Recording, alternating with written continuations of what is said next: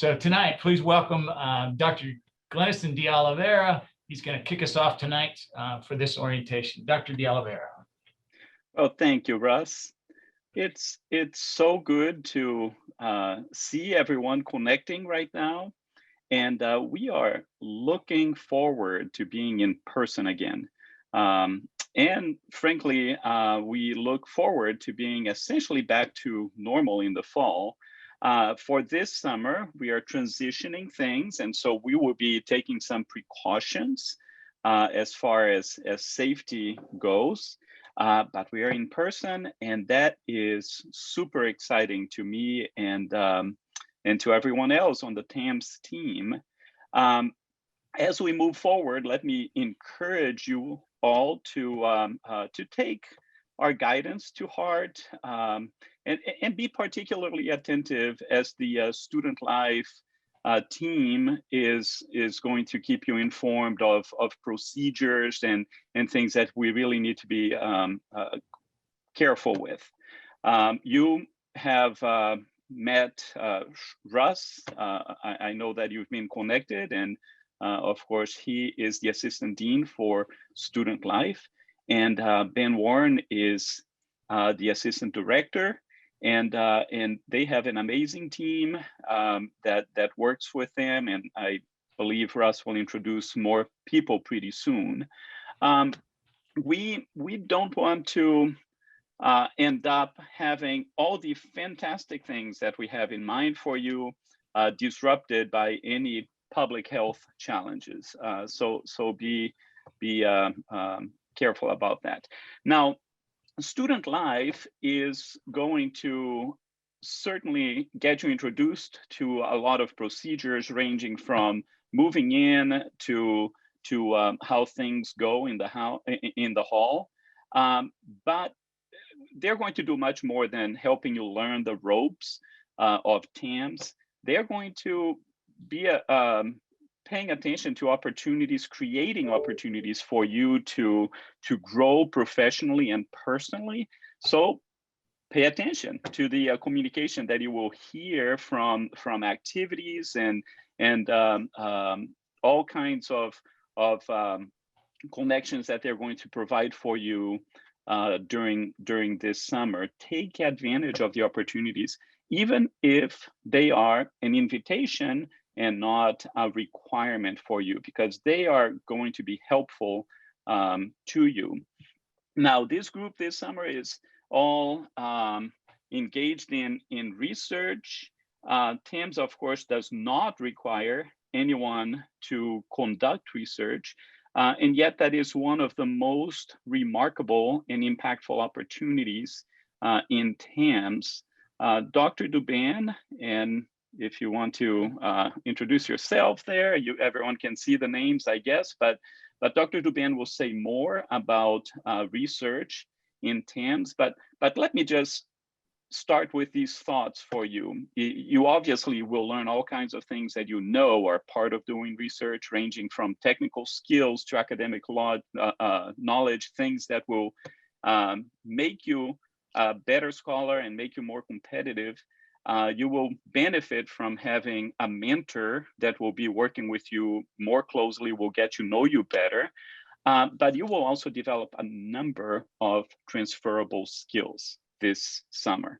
You're going to learn to think analytically better, connect ideas. You will develop collaborative skills, leadership, organizational skills, some communication, and so on. And frankly, although research may sound like a very targeted opportunity, it is really integral to our goal of having a holistic education for you. We will be asking you to be reflective, make the most of the opportunities that you will have available to you for research. And Dr. Dubin and I will have a goal for you this summer that amounts to engaging with each of you throughout the summer. And we are going to invite you to have some meals with us in small groups. Just make sure that you are paying attention to invitations that will come to you from Ms. Valerie Adele. And Valerie, if you want to wave there. We are going to try to make the most of these opportunities. I'll just say that alumni often refer to the process of working with Dr. Dubin, not only in applying for national scholarships as just a transformational educational opportunity, but interestingly, a lot of them will look back, and Dr. Dubin knows where I'm going here. They will refer to these meals in the summer as just memorable and educational opportunities. So keep an eye for them, look forward to them, because they are going to be great. And I look forward to sharing some time with you this summer as well. But you will remember those meals with Dr. Dubin, I promise you. This summer, there will be more students and more people and more resources in TAMS than any other summer. Students, there will be some students here that will be ahead of everyone else, as the majority of our students are yet to come, and they will arrive in the fall. So you really have an opportunity to develop as leaders, to set the tone for how we are going to be engaging everyone in TAMS, because frankly, the class of 22 and the class of 23, you all have not had a chance to live in McConnell Hall thus far. So you will be sort of the experts of TAMS when the other students come. So think about that, be reflective, and make the most of the opportunity that you have to make a difference. Now, you will be ahead of the game, but I will tell you that we also will have the privilege of having a couple of recent graduates from the class of 21 that will be doing research here this summer. And I suspect Russ will introduce them more fully later, but Shrika Edula and Dave Banerjee are going to be around, and they will be here to help you as well, to share their experiences in TAMS.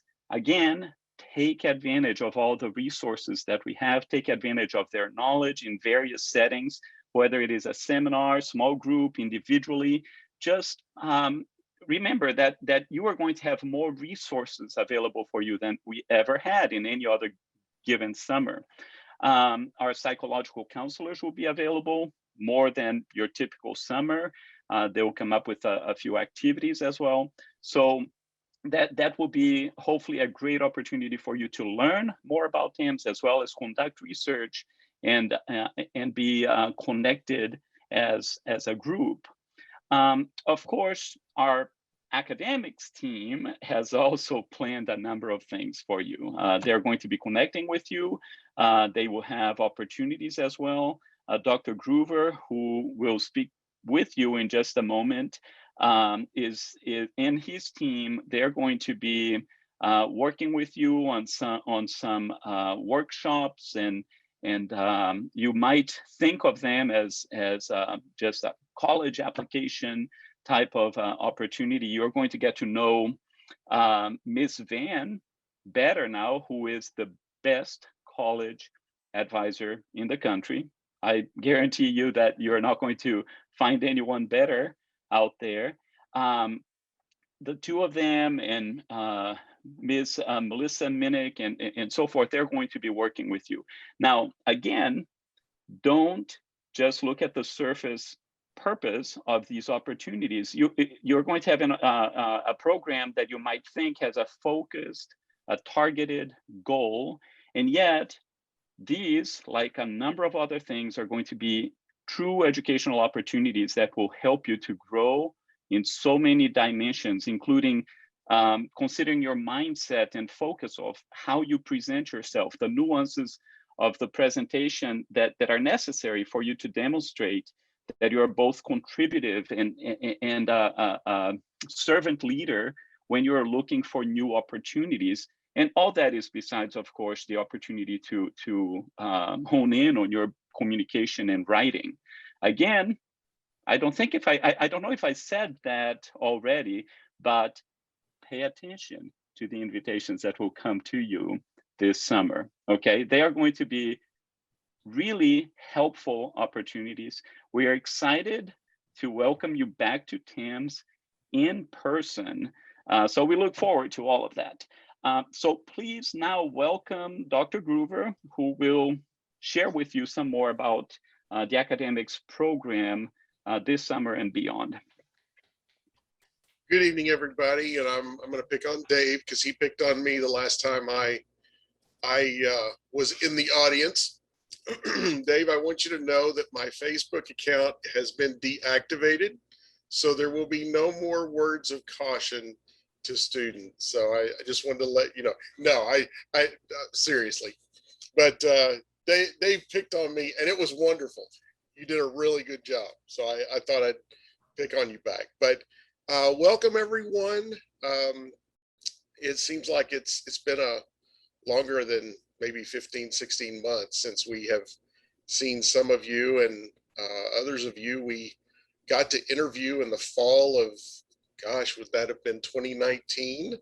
And then we never got to see you again. And so we are really excited for you to be on campus and to be around.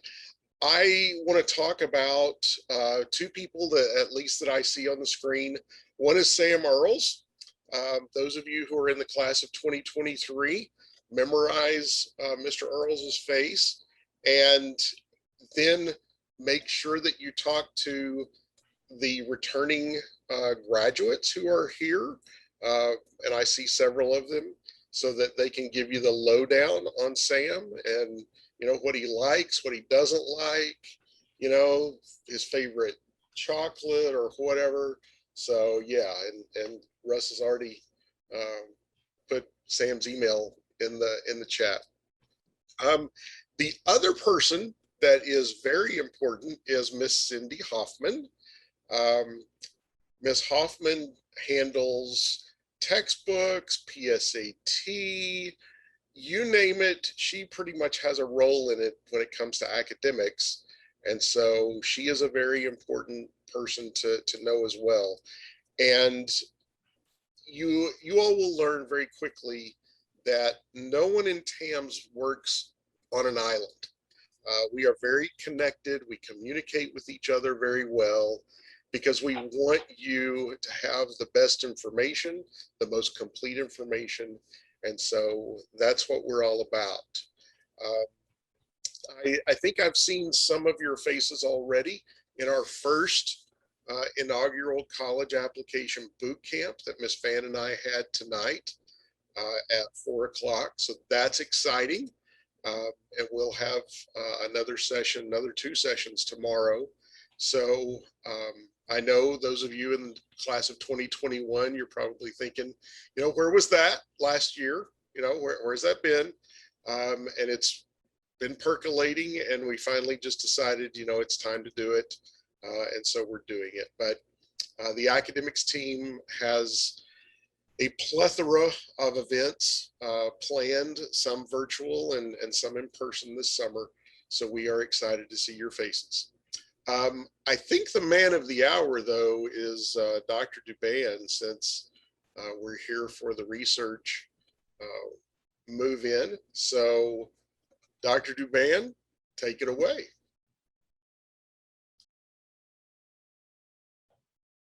You're muted, Dr. Duban.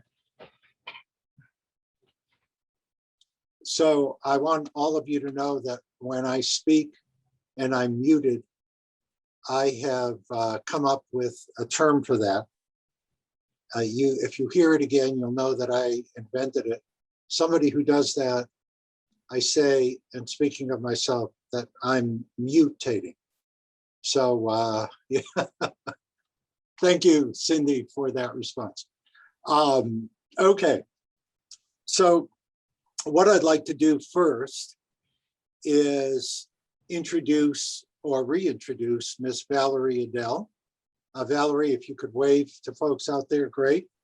And Valerie is absolutely central to the research endeavor within TAMS. So much of what's happening, from your placement in classes to the recording of the grades at the end, to submitting the PowerPoint that will serve as a foundation for next year's Scholars Day, to the scheduling of meals.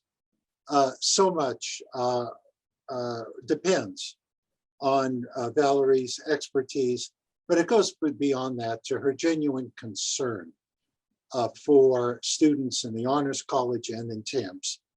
I'd also like briefly to thank Naman Mendarada, Shrika Adula, Sai Sarnella, and Dave Banerjee for being here in this Zoom session.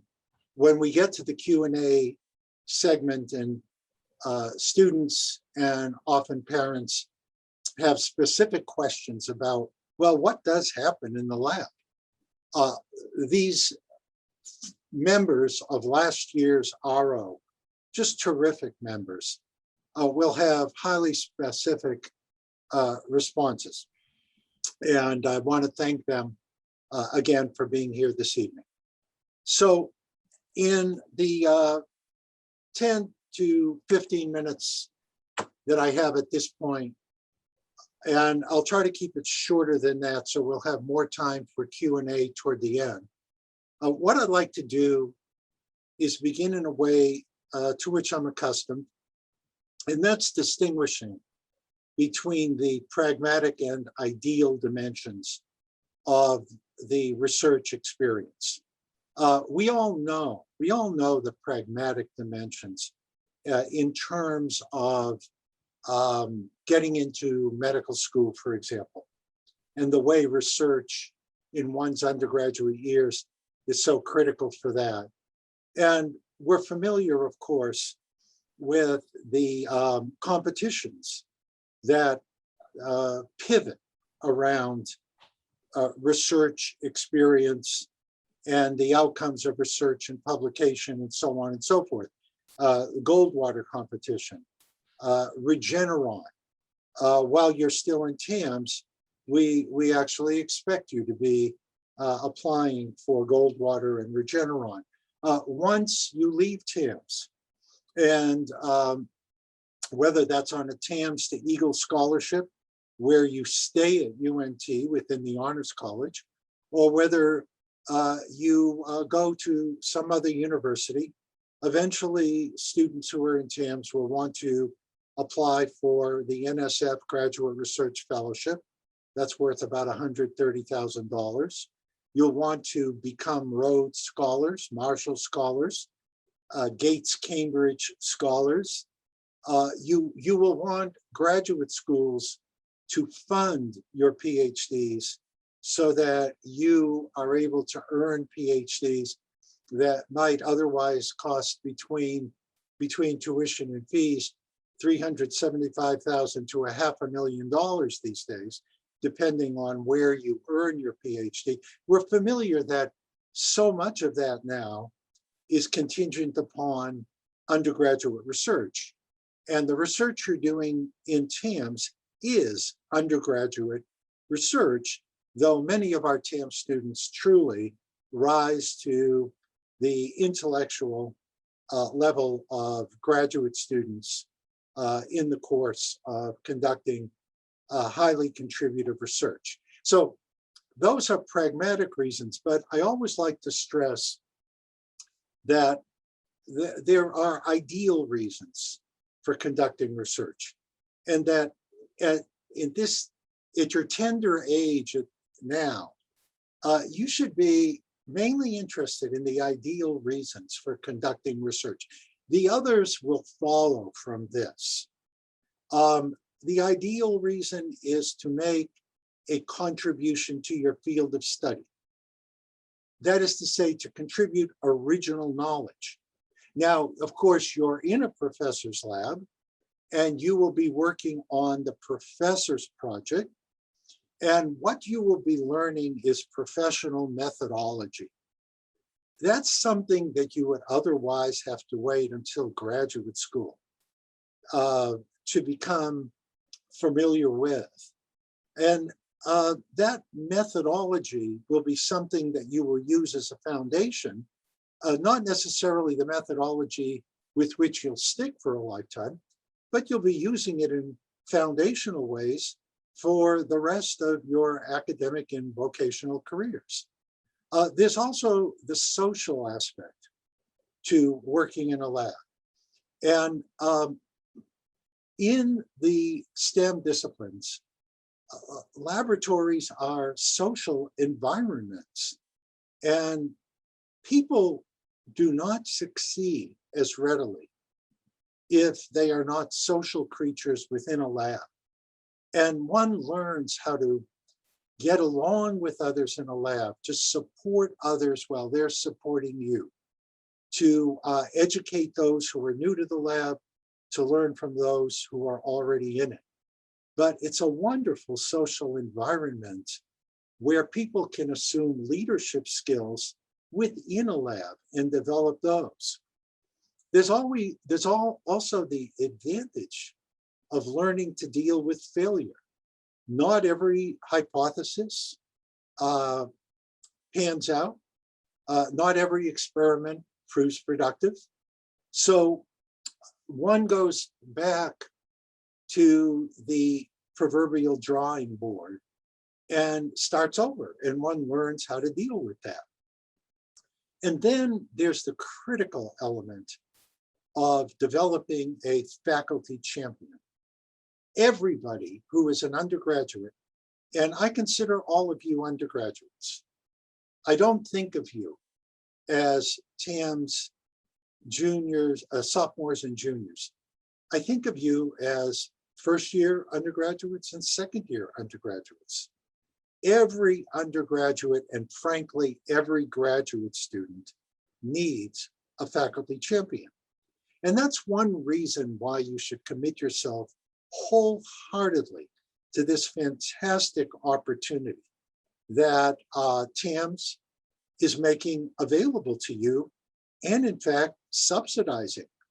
So for those reasons and so many more that you'll discover during the course of the summer, you should take full advantage of what's ahead of you for the 10-week summer session. Now, later in this hour and 15 minutes, you'll have an opportunity to ask questions about research. And before I pass the baton to Russ, what I'm going to do is briefly read 3 pieces of advice that I received from 4 of the professors who are taking students into their labs this summer. And the first is from Dr. Thomas Kandari. And Dr. Kandari, a internationally known computational chemist, says this, and this applies not just to the summer, but to the fall and spring semesters when you continue on in your research while you're taking classes. So nobody who is on a TAMS summer scholarship or an early research scholarship should be taking classes at the same time. You'll be enrolled in the 1-hour course, a course of record for your research. So Dr. Kandari says this: remember, classes come first. So this applies to the fall, right? If you win the Nobel Prize but flunk out of school, your parents will still be ticked off. So pay heed to what Dr. Kandari says. And I remember Dr. Groover saying something quite similar to that. So great advice is springing up in all quarters. Dr. Janet Fuchs, one of our esteemed neuroscientists, says, most discoveries begin with serendipity. Serendipity favors those who, 1, are in the lab doing experiments and 2, are intrigued by unexpected, puzzling observations. Related advice comes from Dr. Mark Albert, AI and many other fields of expertise. He says, basically, good research takes time and commitment, and many steps that can't be rushed for a variety of reasons. That's unavoidable. On the other hand, you have to avoid the trap of always preparing, planning, note-taking, learning rather than doing. At a certain point, it becomes a form of procrastination. A lot of good research never happens because people talk about it and think about it, but never take the steps necessary to accomplish it and publish. And finally, Dr. Elizabeth Skeller in our College of Engineering says, my 2 suggestions are, 1, being organized, planning ahead, and 2, being aware of what you don't know, but what you need to know. So with those words, what I'm now going to do is ask you, before I introduce Russ, who really needs no introduction, but before I engage in that redundancy, what I'm going to ask you to do is, if you have any research-specific questions, write them down. And during the Q&A period, you'll be able to answer them. Okay, so now I'm going to turn it over to Russ, who has been just so central to the cohesion of the TAMS experience, who knows virtually every 10 students times 30 years plus of them by first name and last name. Ooh. Yeah, well, pretty close, Russ. I've seen you in action. I've seen you in action. And who is, with regard to what we might loosely designate as the nation of TAMS, a national treasure. So, having made that understatement, what I'd like to do is turn this over to the one and only Russ Stukel. Wow, I don't know if I want to go now. I just want to drop the mic and walk away or something. So, no, I was thinking, just to deviate, while we're on the fever pitch of research, I mean, Dr. Dubin getting us excited about research. Let's go ahead and field some questions now to kind of get the ball rolling. There's an option under reactions. We will field questions in 2 ways. You can raise your hand in that fashion, and then we can get to you. Or if you're so bold and you just want to unmute yourself, we'll try to meet you where you are. But please. Yeah, feel free to unmute yourselves. It's great to see faces and hear voices. After all, we've been in a remote situation for a year and a quarter. Let's get back into the swing, if only remotely tonight, by seeing real people speak. Go ahead. You bet. So what questions are out there in the aspects of research? Hit us. Well, don't be shy. If any of the co-hosts see a hand raised, feel free to jump on that. You know, Dr. Ben, I've got a question off the top of my head, because I'm always worried about this with our students. You know, they're supposed to put in a good 8-hour day, 40-hour week type of session. What suggestion would you give, and maybe some of the RO officers could give, if the consistency of research is sporadic? So let's say that there's, you know, intensity, and then there's a break where nothing's going on, but then the expectation is there's going to be evening hours on the research. What would be your advice on how to balance a day in that way? Yes, well, in a way, Russ, what the question that you're posing pertains as well, does it not, to the fall and spring semesters with regard to the manner in which students will occupy themselves between and among classes. And my answer would be similar to both, that there will always be lulls in hands-on commitment. It's how the really astute student spends his or her time during those lulls that can make a huge difference. Now, last summer, during the entirely remote research experience, we had one class that was devoted exclusively for students who could not find remote research labs, devoted exclusively to the reading of secondary source materials. That is to say, the literature, periodical publications in one's field of study.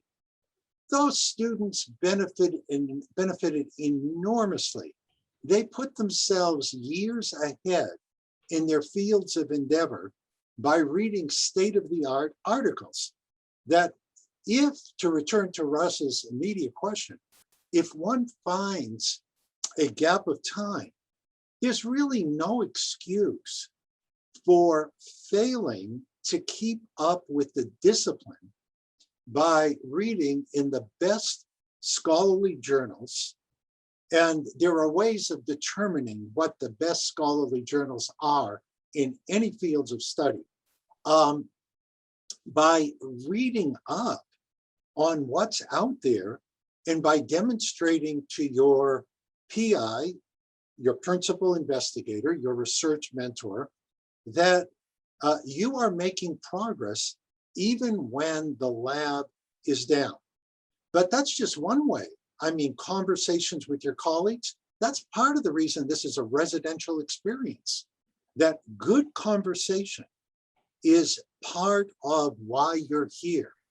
And that conversation should, to some large degree, be about what you're doing and learning about what others are doing. Now, what I'm going to do is turn it back to students who may have questions. And if not, there were pieces of advice that I have from our professors that I did not read to save a little time. But who would like to ask a question at this time? Don't be bashful. You've got people who are eager to respond.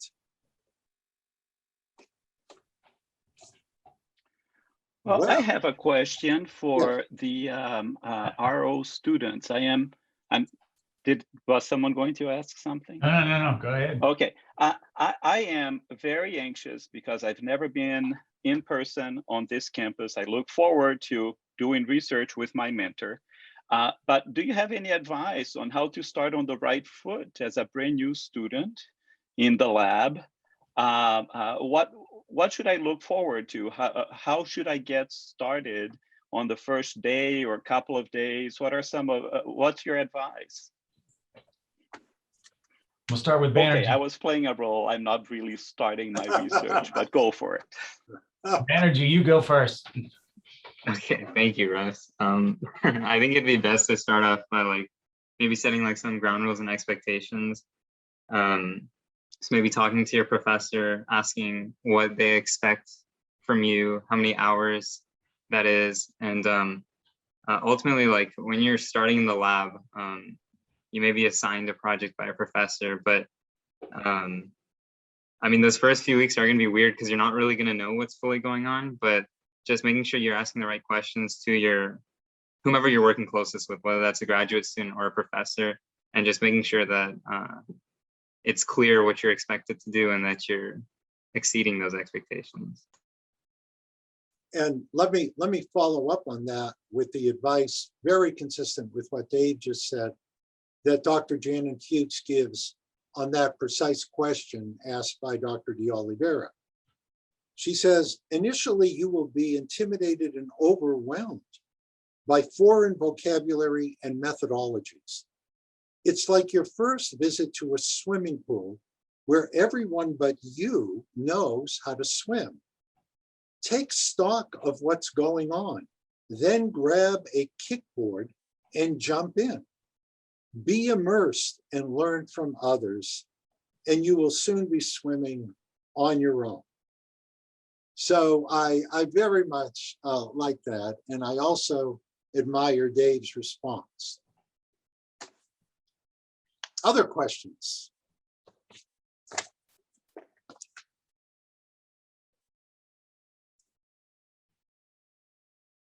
Well, I'll read one other piece of advice.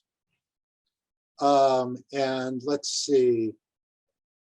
This will be from Dr. Albert.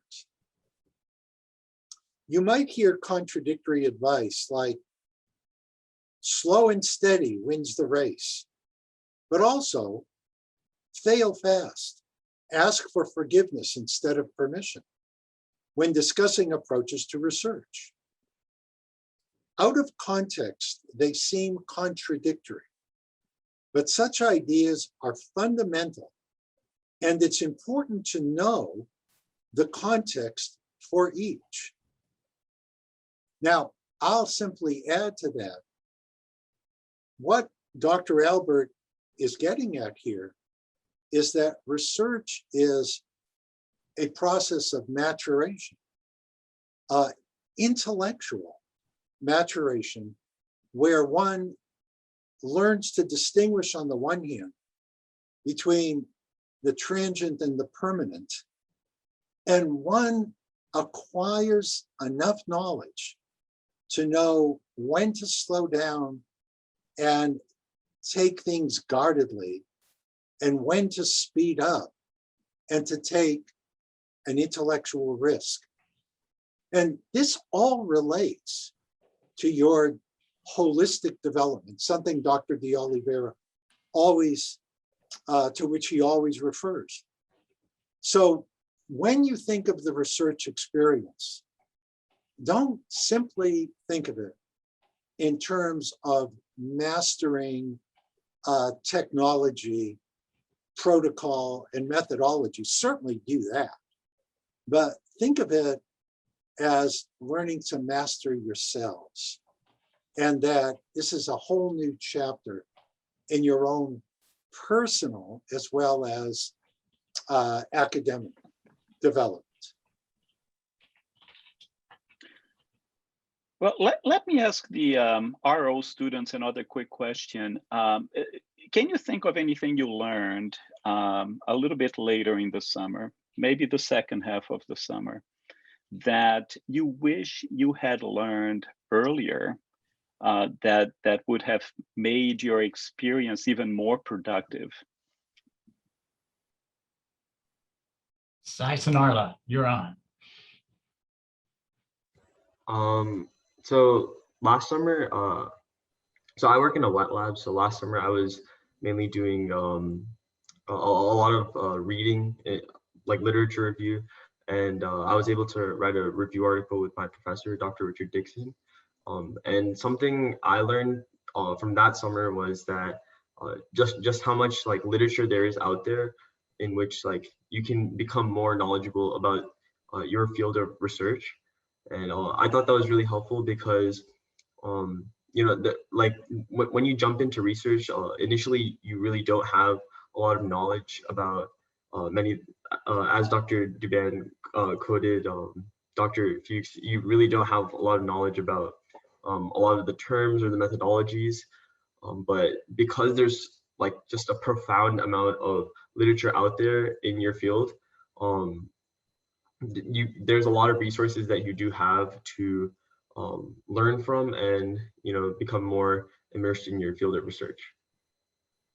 Shrika, you want to add something? Yeah, I think kind of going along with that is learning how to ask for help.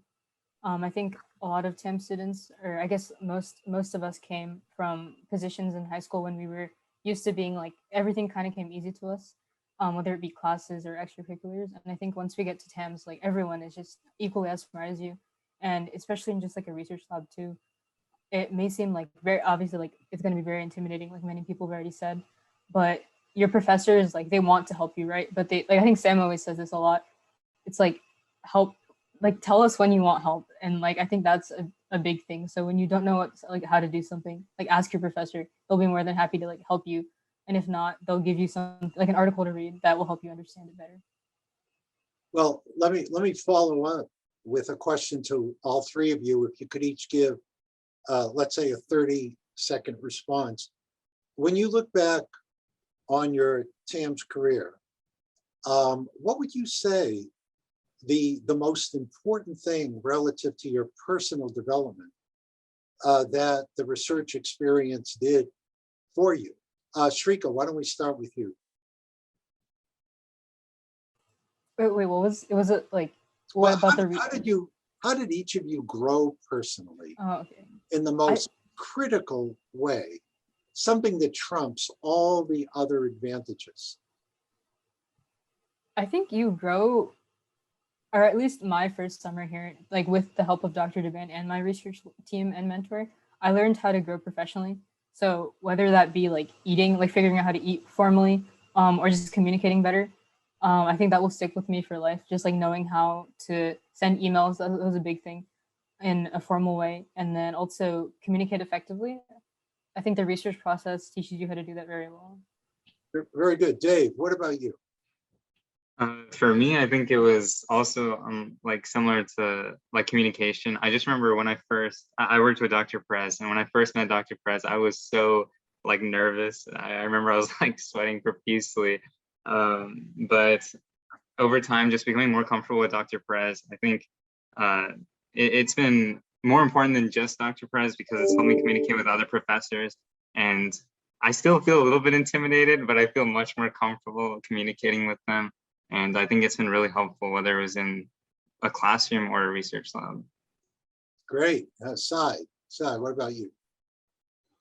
I would say like definitely the most important thing I learned is in a similar vein to what Shrika and Dave learned, but so because they already said that and I don't need to reiterate anything, I'll say something else that I learned was just like accepting your failures and learning to grow from them.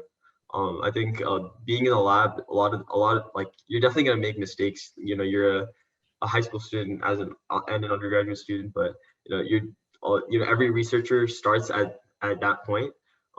So like be okay with making mistakes, and then but be very open to learning from those mistakes, so that you can be as helpful to your lab and to your field of study. Okay, and I have one last question to which I'd like each of you to offer a 15 to 20-second response. Hold on, I want to hear from Naaman. We're saying like we're letting him off the hook, man. I didn't know.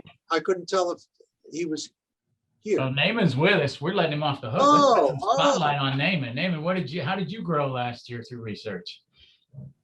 The main thing I would add is that it helps a lot to be well acquainted with the field of research as a whole, like your subfield, instead of just like your project.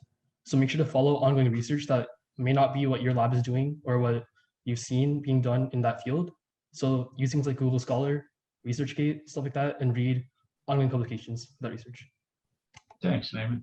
Could you elaborate on the benefit of reading the publications that you just referenced? How did that help you in the lab itself? In terms of helping, well, in terms of writing, it helps a lot with like knowing how to write manuscripts, like how to be concise, how to communicate effectively. And on top of that, some different labs may use techniques that you're not familiar with, or different ideas or approaches to problems that you've been solving in a different way. And it helps to kind of synthesize those approaches and modify your own to adapt to a better way. Very good. Thanks, Naaman. I think we're going to wrap it up, Dr. DeBan, because we've got, we're 40-something minutes into this. And thank you, though. And we're going to all stick around. But let me get to some of these components of student life really quick. We've got Ben Warren, who works with student activities, and Christina Allen, who's been doing a lot. Adam Williamson is the hall director that'll be here and greet you. We've got some RAs that are on this. I saw Marco's face on there. Did you see any other faces, Adam? Who else is joining us? We have everyone besides William. So we also got Tracy on here, Alyssa, who else? Maria. So we have six summaries, y'all, and 5 of them are on this call. So we've got staff that are joining us. So look at those faces and names as well. If they're brave enough to put their face up, I guess I should say. So Sam's going to be with us as well in student life on a variety of things, so he'll be here on move-in day. Speaking of move-in day, that is May 31st. You've been receiving emails from Adam and Ben with regard to move-in day and specific times. So please pay attention to those times. And the reason why we have those times in place is to space people out. Our objective, not only with move-in day, but during the entire summer, but specifically in the beginning, is safety, specifically along the health reasons and COVID policies that are in place, predominantly by UNT, but also TAMS is upping that because we want to keep you guys safe throughout the summer. Packing suggestions: pack boxes that you can carry yourself. And so if you're a muscled up person, God bless you, but we don't have an elevator. So realize that you're going to be hitting the stairs. Ladies will be living on the second floor, so you're going to have to go up 2 flights, and gentlemen on the 3rd. So make sure that you can carry a box that you can haul up some steps. No elevators. Also, good advice is, because that side of the building that we're living on was built in 1961, there's going to be limited electrical outlets. So bring power strips with fuses. If you're not familiar with that, give me an email or shoot Adam an email with regard to what a power strip looks like. That will help spread the electricity throughout your room, because there's limited outlet plugs. Realize too that while the summer research experience and summer scholar program is exciting, you're only going to be here for 10 weeks, so you don't have to pack or bring everything for this 10-week adventure. And realize, if you are fortunate enough to live within the Metroplex, that your parents can bring things up on subsequent weekends or throughout the week. And realize that once basically June hits, we just get hot and sweaty around here. So whatever it takes to get through hot and sweaty, you definitely will not need any winter coats. You might need an umbrella, but even, I bet you, in the month of July, you probably won't even break that umbrella out. So please arrive according to the schedule. We'll have families come and park right in front of McConnell Hall and unload there. Once your car is unloaded, we'll ask that you move it right across the street. There should be no issues with parking right across the street from McConnell Hall. The address, 1705 West Sycamore. So if that's brand new on your Google Maps, hopefully that will be your new home for the next year or possibly 2 years for some of you 2023 researchers. So when you move in, we will do a couple things right when you come in. So be warned, we're going to take a picture of you. So if you have had a rough Monday and you show up and you're going to want to get all dolled up for the photo, you're going to have to do that quickly, because we're going to take a picture of you just so that we can put together a roster and make sure that we get to know you as quickly as possible. You'll receive the key to your room and also your ID card. So those of you hopefully have been going online and submitting a photograph for the ID process. Let me see if I can copy this link. God bless America. All right, I just got to ignore that. And then I'm going to copy. So in the chat, you'll see a link for the ID office. If you have not gotten your ID or started processing it yet, you need to go online, submit a photo, and they will print out an ID card for you. That ID card is imperative to be somebody on this campus. And while they will say, come pick it up, they're going to give me the cards that you guys don't pick up on Friday, and then we will be able to distribute them on Monday. So when you arrive, so don't get too hung up on picking up the card. If they say, oh, you need to come pick it up, we'll get those together and distribute those on Monday, but you got to have that ID. So if you haven't even gone online to submit, you're shooting yourself in the foot, because that ID will allow you to get into cafeterias. Cafeterias and food will be available that Monday when you arrive. Families, if you want to eat with your sons and daughters, you can roll over to Bruce Hall and pay cash or put it on a credit card, but your student's ID will already be working. They can't swipe you in because it's limited just to them, but you can eat as a family and have a blast in Bruce Cafeteria. The roommate information went out and it's communicated, so please realize that we're trying to get everybody situated with roommates to have that beautiful experience. Some of you have been already asking, can we just move our summer stuff into our fall room? And at this time, we're not able to do that. So don't bring all your stuff up would be my first recommendation. But then towards the conclusion of the summer, we'll keep reminding you to take a little bit home when families come to visit and those types of things. Speaking of visiting, parents are always welcome to come visit. I will caution you that when you come visit, your son or daughter will probably complain about the food and say, please take me to a moderately to high priced restaurant in Denton. And they will also ask to take some roommates with you. So come with a bank account if you're going to come and visit your students so you can spoil them. The Square has some excellent ice cream. Beth Marie's is a nice choice on the Square, and Denton has a beautiful downtown area to visit. So parents, always welcome to come visit. You can't spend the night, sorry about that. And as far as carting your student off, as long as you bring them back by curfew, realize though that they're here to build into the community and to get the most out of being around their peers. So if you're parents rolling up here and always grabbing their student, that interrupts somewhat of the growth process. So please use your visit sparingly, or you can bring baked goods. If you bring a boatload of baked goods, you can come visit as much as you like. Just drop that off at the front desk, put my name on it, and we'll be good to go. So students and families, you can eat in the cafeteria on Mondays. That Monday night, we're going to have a special orientation for all students. And so we'll go through policies, procedures. We're going to go through it in a very rapid fashion, but basically it's to acclimate students to what it's going to be like in student life throughout the summer. We've got a great number of plans. The RAs have been going through training this week and are really fired up to meet you and to spend time with you. So it's going to be a lot of fun.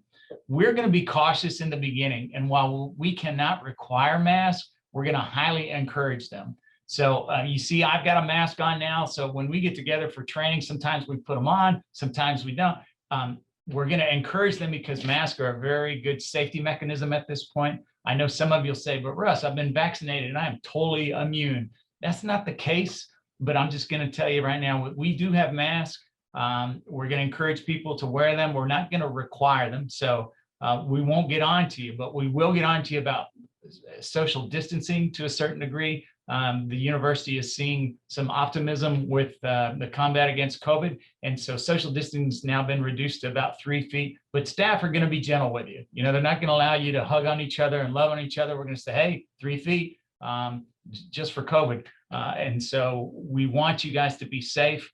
We're also going to limit kind of the occupancy in public spaces. So while you think we could pack everybody in one room, we're going to maintain 3-foot social distancing.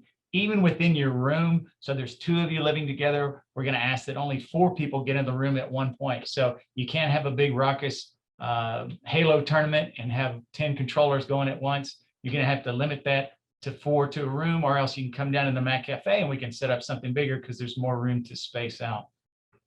With also regarding the COVID protocols, we're going to ask that students get tested weekly, and that might be a shock for some of you. And we do on-campus testing. I've done it. It takes all of about 2.5 to 3 minutes, and it's going to be in the Union. What they do is kind of you run a Q-tip up both sides of your nose, put it in a test tube, shake it, drop it off, and within 48 hours, they communicate whether you've tested positive or not. And thankfully, that information is given to us, and we don't need to know. All we need to know is that you forwarded that email on to us, and then Christina's going to put a check mark. But this is part of our safety protocol, is that we want to make sure that students are behaving appropriately, and obviously if COVID comes into our community, that we take appropriate steps. And appropriate steps, obviously, if we've got a COVID hotline, which will then implement somewhat of the protocol on UNT campus. If a student tests positive, we've got an isolation space over in Crumley, or the family can come pick up the student at that time. But that'll be one of 2 choices. You can't stay in the building if you've got COVID. So your family can come get you immediately, or else there's an isolation space over at Crumley Hall, which has been efficient even during the academic years. We had isolation spaces that worked effectively. Students would get fed. Actually, they get their meals brought to them, but they're asked to stay isolated into that room. How that will impact your research, we would work that out, obviously case by case, but I would hope that there would be a digital way that you could continue to stay engaged and involved with that. Also, with regard to COVID testing, is if you get caught up in contact tracing, which means, say I was to get COVID and you and I have hung out, you would be considered contact traced. And there's a protocol for that. And the university kind of kicks in and allows us to handle students that might be caught up in contact tracing. And again, that could involve some isolation, or we'll give you the option of going home. But that isolation is a shorter protocol if you're in contact tracing versus somebody testing positive for COVID. So that's how safe we're going to take it this summer. Realize that things are evolving. You know, when we first started talking about summer research and summer school opportunities and summer scholars, initially it was like, we're not going to allow people to come to campus. We're like, oh, crud. And then in April, they're like, submit your request. And then we had all these other guidelines. And then recently, like, we're going to pull back some of the guidelines. So optimism and positive outlooks on COVID and coded protocols are coming in place daily. And so even prior to this orientation, we had a lot more restrictions, and it was almost as of a week ago where some of those restrictions were removed. We see that in an optimistic, idealistic way in the future as well. So while we'll start out getting tested every week, it might be that we go to every other week. While we have 3-foot social distancing, it might go down to 2-foot social distancing. The issue with masks might be, we're pitching mask altogether. So we see this progressive, positive, optimistic move, and that's the way student life is going to deal with it. So please be patient with us in the beginning, be flexible in that we're looking out for your safety, and these safety guidelines and policies are all in place for your success. So if we ever get misconstrued on that, where you're thinking, no, we're just being intrusive or dogmatic, come talk to us and let's have a conversation about that, because we truly believe that our policies are in place for safety and success. At this time, I think we've got time for some questions with regard to student life. I haven't been watching the chat because I've been looking at myself. So for students in process of vaccination, can they stay home the night after vaccination for possible side effects? You bet. Yeah, and I also forgot to mention, you can get vaccinated on campus. The UNT Health Center is offering vaccinations for people 16 and older. So if you're the magic 16 and older, you can get vaccinated here on campus, which is a nice option. There's plenty, there's no line, that kind of routine. If you are less than 16, sorry about that, you're gonna have to get it done at home. But even then, we might see a positive progression so that that age gets lowered for people on campus as well. So right now the cutoff is at 16. Am I allowed to go home on the weekends? No. Quite simply, there are 2 moments to travel home. And when we say travel home, the July 4th weekend is the weekend where we're saying, please go home, please get out of here, because we're going to close the building down. So on July 4th, which starts on the 2nd, you'd go home on the 2nd, you'd be out of the building by 5 o'clock. Your parents would come get you and then bring you back that Sunday evening of the 4th. There's also another travel option that Dr. Dubin's been gracious in allowing. So if you have another weekend that you want to travel on, we've got a process for requesting that and tracking that. We're going to go over that Monday night during the orientation. And you might say, well, I live close enough. Can my parents come pick me up and then bring me back in time for curfew? You can do that, although we would discourage that, just because it seems as though you're treating this as a commuter type event, and that there is value to being here on the weekends. Dr. Dubin's got some great seminars planned. We're going to have some student activities. So if we see you not participating in the community, we'll question your commitment to be part of the TAMS family. So we would encourage you, like I said, just stick around here. Parents can always come visit. But again, if you need to jet home and then come back, as long as you're back by curfew in the same day, that's permissible. But realize that there are some students on the other side of Texas that are attending and participating in summer research, and they don't have that advantage. So if there's a time where you can give to them and appreciate these long distance students, that would be helpful, because they don't have that advantage. Those of you that live in the Metroplex, that's an advantage. Did I miss some of these on a question? Students in the process of vaccinating. Picked up my ID during the fall semester last year, or do I need to get a new one? No, if you've already got your ID, you are golden and ready to go. So just make sure you bring it with you. If you've got, I hate to say this, if you've got one, picked it up and lost it, the next one's going to cost you $10. So the first one's free. So don't lose it. Ooh, more messages coming in. Can I leave campus overnight to take the SAT, or do I have to submit a travel request? Anytime you leave campus overnight, you need to submit a travel request. So realize that that just helps us keep track of you. And again, we'll go over that Monday night, the formal process of submitting that. Dave and Shrika and Sai and Naman, they can teach us how to use TAMS IM and to request a weekend travel, because they are artful. They are mad skills with TAMS IM. So we're going to put them to use and being good role models.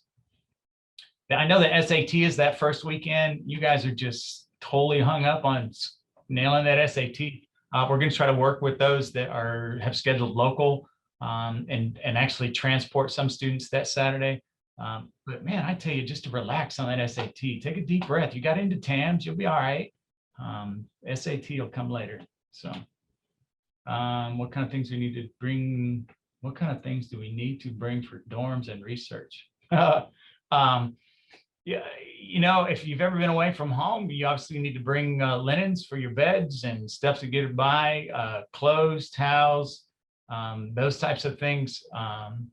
There's a list in the handbook towards the end of the handbook. So if you go online in the TAMS Student Life webpage, there's a handbook. And if you scroll back to like page 54, 55, there's a list of suggested items to bring. And realize you're only here for 10 weeks. I mean, you know, you don't need to bring your Mad stereo, you know, you might bring your computers and some of your gaming stuff, but you don't need a lot to get by, and realize you're gonna have a roommate. So there's times you're gonna share some things. So communicate with your roommate. Some people are bringing refrigerators up, some people are bringing microwaves, but there's no need to have 2 of those in each room. We have a kitchenette, and so students get in there and cook, and that's open to you all. You just have to buy your own ingredients to put these mad cuisines together. So, ooh, 40 messages. Packing on 55 and 57. Thank you. Handbook can be found there. Check the chat. Way to go, Christina. Question to the class of 21. Ooh, Shrika, Naaman, Sai. How would you describe a typical day during summer research? Specifically, what are some things you can do when we aren't researching? All right.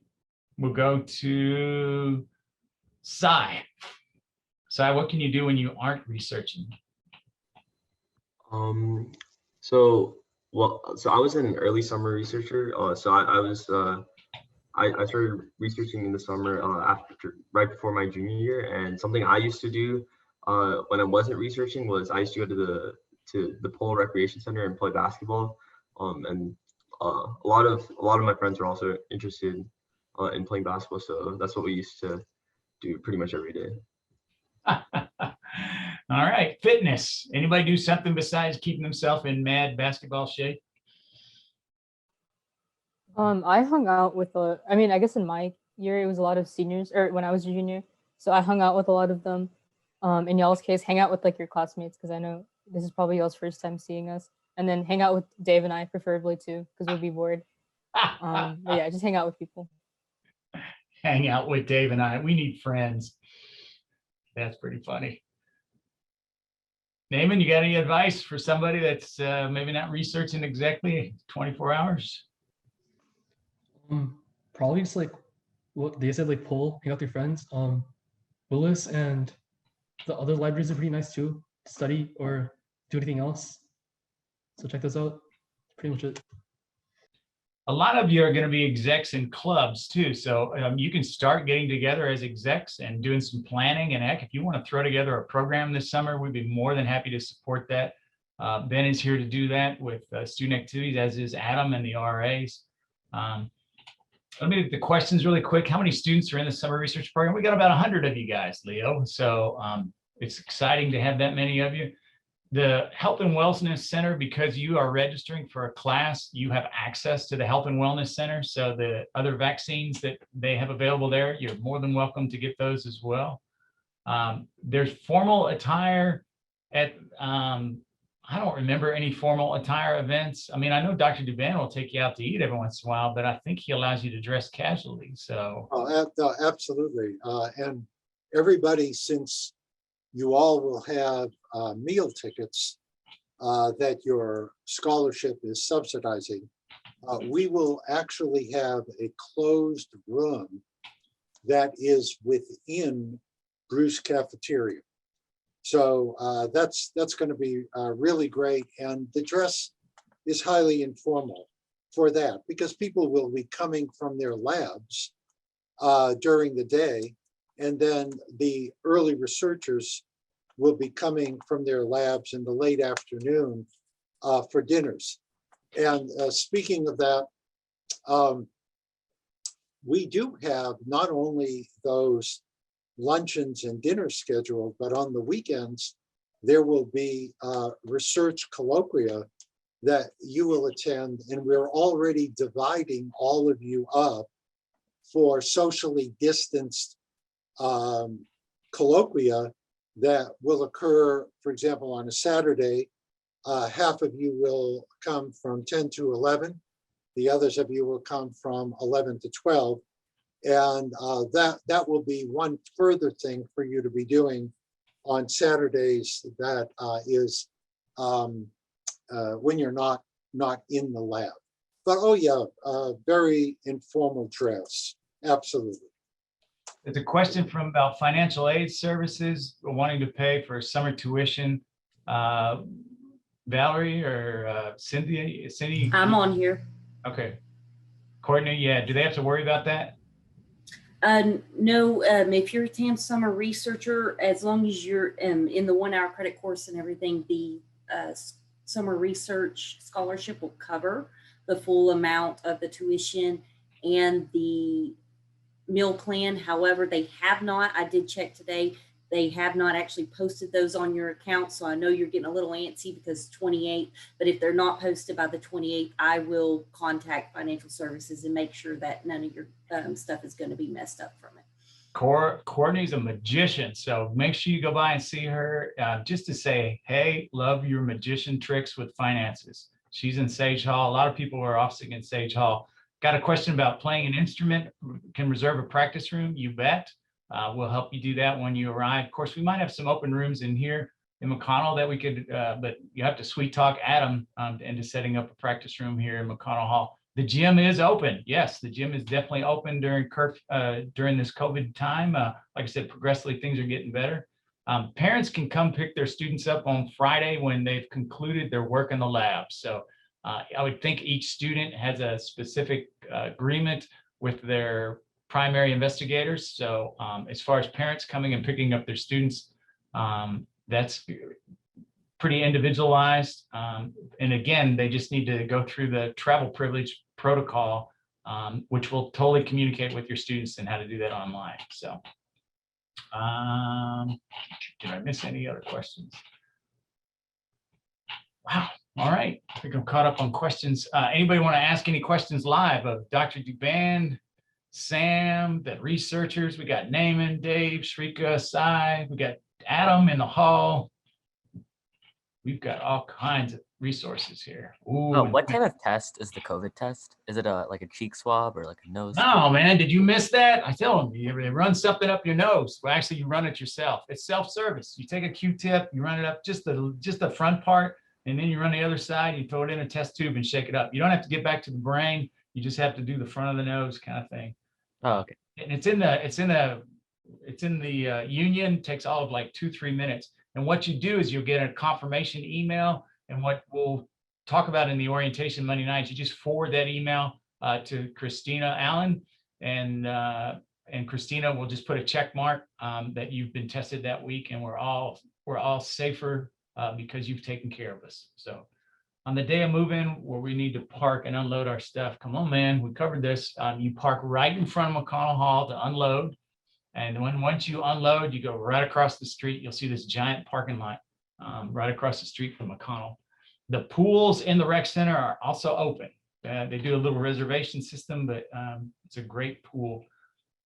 Devin, I see your question about IDs. I'm going to have Christina double check on that. But those of you in the class of 22 that sent in the form for your ID back in the fall, but didn't pick it up, we'll make sure that those are available for those of you that took care of that a long time ago. So. I have a quick question. I love you, Venkat. I love it that you're doing live. Let's hear it for Venkat. I mean, a moment of silence for Venkat. Let me put my heart up there. All right, brother, go ahead. Okay, so if at some point, I guess because of COVID concerns or something, like your family decides that you don't want to be in that setting, can you actually come out of there, and will that void some of the parts of the contract, or how will that work? It's a great question, and I'm not real big on your pessimism there, but I know it's realistic that part of your scholarship is designed to pay for your housing, quite simply. And so if you were to opt out of living on campus, that would impact It would be a nightmare for our financial magician, Courtney. So you need to write a letter of apology to Courtney because she'd have to do some fancy financing of the moving. But I'm thinking if COVID turned for the worst and we needed to do something of that nature, we would work with you. But again, that's an individualized, our goal is to get you this summer research experience. So we're going to bend over backwards to try to make it happen, but we're bending in a way that we're hoping you bend just as much. So it's definitely a two-way street here. So great question though. Yeah, let me just share the perspective that the university has been really conservative in terms of keeping everyone safe. So chances are that if the risk increases in any way, there will be decisions here at the university that will change things appropriately. So we really don't expect any unilateral decisions from your family to be necessary because of how cautious everyone has been here. And then in that case, if there is a decision from the university, then you don't have to worry about those logistical details and extra costs and losing part of your scholarship and any of those things. But if you were to do it unilaterally, it makes it complicated for everyone and costly for you. Yeah, if I could add on to that, in the comprehensive agreements that all of you signed and that your parents signed, we take note toward the end, it's almost to the very end, of the fact that if there were some COVID-related emergency and that the university decided that measures had to come into play, that would pretty much dictate, according to university policy, how we would proceed. So we really have, Venkat, anticipated that kind of question. Cindy, do you see that question in the chat with regard to dual credit art graduation business? Said, should we request our child's school to cancel the dual credit art graduation requirement online class through community college that was enrolled before getting into the program? I'll field that one.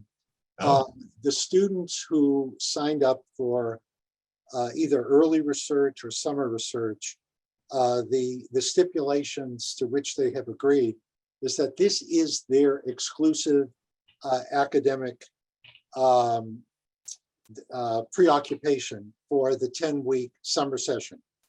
No student who is in early research or ongoing summer research may either take other courses at the university, let alone other courses at other universities. We admire very much the sort of intellectual ambition of students who wish to multitask in that way. But the research experience itself is so intense that any kind of dual academic commitment would detract from the full-time commitment that we are subsidizing on the student's behalf.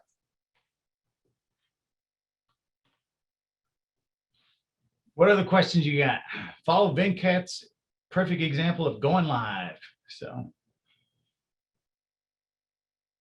I put the front desk number in the chat, and that would be something I would encourage everybody, parents and students, to put into your phone. That number will be staffed 24 hours a day, 7 days a week, beginning on move-in day. So realize that that's a great number to have for not only general questions. It's like the information hub. We'll direct you to the right spot. And also in case of emergencies, that's a great place to start. So Sam's got some pearls of wisdom in the chat as well. So please pay attention to that. Ooh, got a thumbs up. Where'd that thumbs up come from?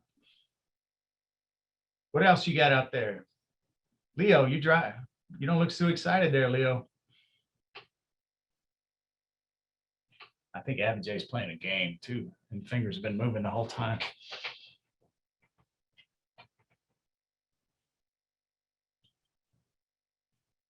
All right, folks, we're going to wrap this up because we've been at it for over an hour. I want to say special thanks to all the staff members. If I forget somebody, I apologize, but Cindy for helping out, Valerie for getting people in, Christina for soldiering through this, Adam, the RAs, Ben for doing his Benjamin Button imitations with Baby Jude, Dr. Groover, Dr. Duban, Dr. De Oliveira, and Sam.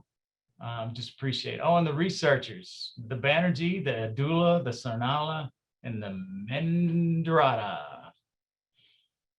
And thanks to Russ for organizing this and leading the student life, both for this week and your orientation coming up. It's just going to be an awesome summer. Thank you, Russ. You bet. This is your last opportunity to get on the recorded version too. So we're going to post this. So if you want to say something crazy, you get on the recorded version. Hey, Russ, great haircut. Oh, no. See, not that kind of nuts. Oh, see, I think it looks great. Do. It's been a long time since I've seen you with your hair like that. Almost over a year. I need to stop this blasted recording now.